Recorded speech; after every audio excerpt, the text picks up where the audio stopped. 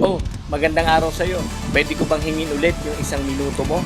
Alam ko marami kang alalahanin, alam ko marami kang iniisip para sa araw ng bukas.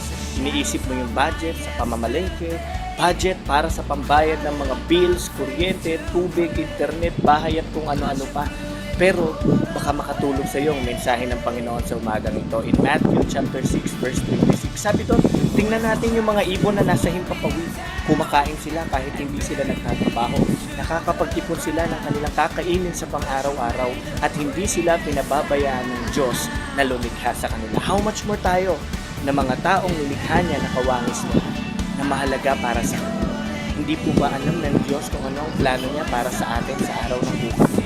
Tiwala tayo sa plano ng Diyos. Huwag nating pagurin ang ating isip sa mga bagay na hindi natin kontrolado. Let God and let God works in a very mysterious ways. God bless.